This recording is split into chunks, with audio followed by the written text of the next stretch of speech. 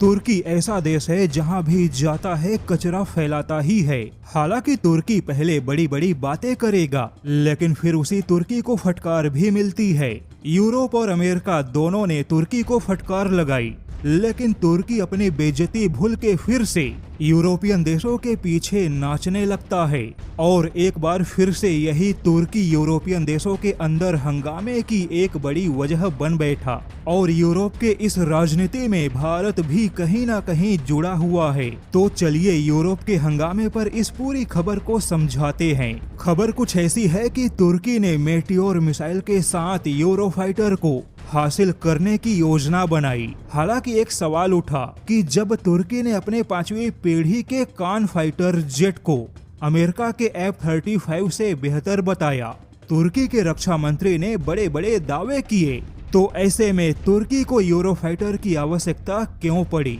हालांकि अब जर्मनी ने पहले तो तुर्की को यूरोफाइटर बेचने से मना किया, लेकिन यहाँ पर ब्रिटेन ने यूरोफाइटर के लिए जर्मनी को मनाया और अब जर्मनी भी कहीं ना कहीं मानता हुआ दिखाई दे रहा है।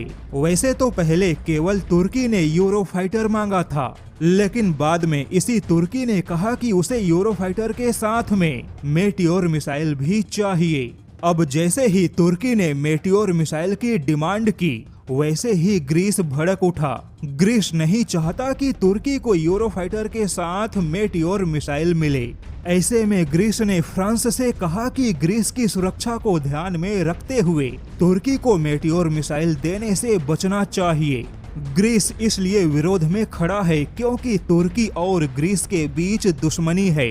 हालांकि फ्रांस ने स्पष्ट किया कि तुर्की को कोई भी हथियार या मेटियोर मिसाइल बेचने में फ्रांस का कोई भी हाथ नहीं है। तुर्की को यूरोफाइटर और मेटियोर मिसाइल बेचने का फैसला ब्रिटेन का है और ब्रिटेन के हथियारों से फ्रांस का कोई लेना देना नहीं है। यहाँ पर फ्रांस ने स्पष्टीकरण दिया कि मेटियोर मिसाइल पहले से ही यूरोफाइटर के साथ एकीकृत किया जा चुका है, यानी कि एक प्रकार से मेटियोर मिसाइल यूरोफाइटर का हिस्सा है। ऐसे में तुर्की को मेटियोर मिसाइल बेचने में फ्रांस का कोई भी योगदान नहीं है।